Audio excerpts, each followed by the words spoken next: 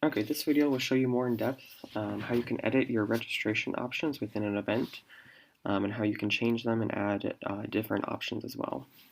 So under option, it's actually the seventh step in creating an event. It says registration options. You see the default is the RSVP here, but you can add new options as well, so I will show you how to do that. But to begin, it says, do you want to let people register to this event? So you can hit no if you don't want them to be able to, but usually the default is yes, and then with the RSVP option down here. So if you want to edit the current RSVP option, you hit the edit button here, and you can edit the different options within it. Otherwise, you can also add a new option right here under the add new button. So if you click that, I will show you how to make a new option, such as a VIP access option. So if you wanted to sell VIP tickets for your event, you can go ahead and make a VIP option.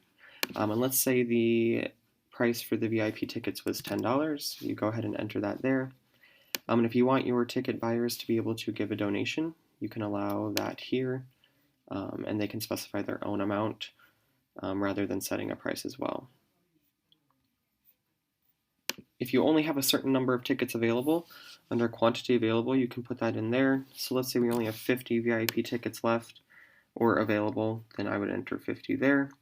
However, once those 50 are sold, then you can create a waiting list. So if you want to allow a waiting list, you can do that here by selecting yes. And so let's say the number one person on the waiting list was able to buy a ticket all of a sudden. Then you would allow them a certain amount of time to be able to buy that ticket before it kicks it to the second person or the third person. So if I only wanted them to be able to buy a ticket for 24 hours after being from the waiting list, then you would select the number of hours that you want them to be able to do that there. After that time, then it will go to the next person on the waiting list if they do not buy a ticket within that time. So additional options for your registration option. So if you want people to be able to buy more than one ticket or only allow them to buy one ticket, you can enter those numbers here with a max or a min per order. So let's say I want their minimum to be 1 and their maximum to be 5, then it would only allow them to be able to buy 5 tickets at a time. And then you can set a date and time for when you want your sales to start and end.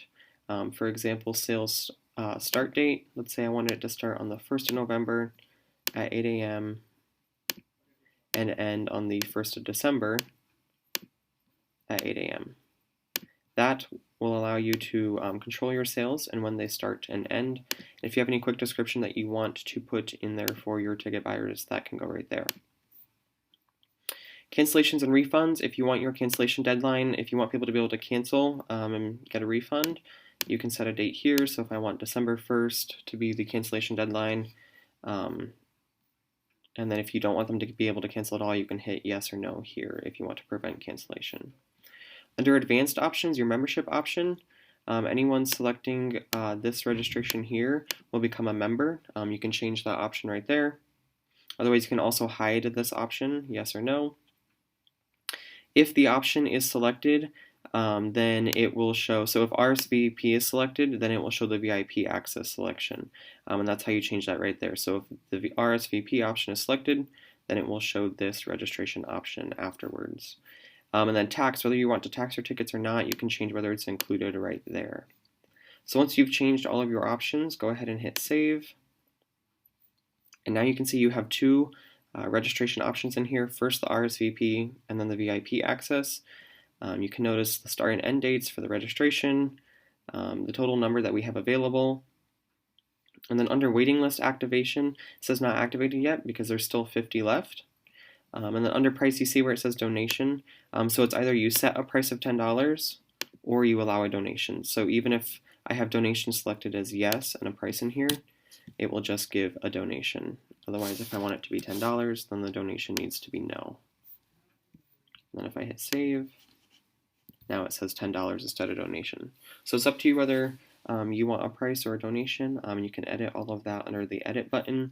If you want to close your event registration as well, you can go ahead and check that box and nobody can register anymore.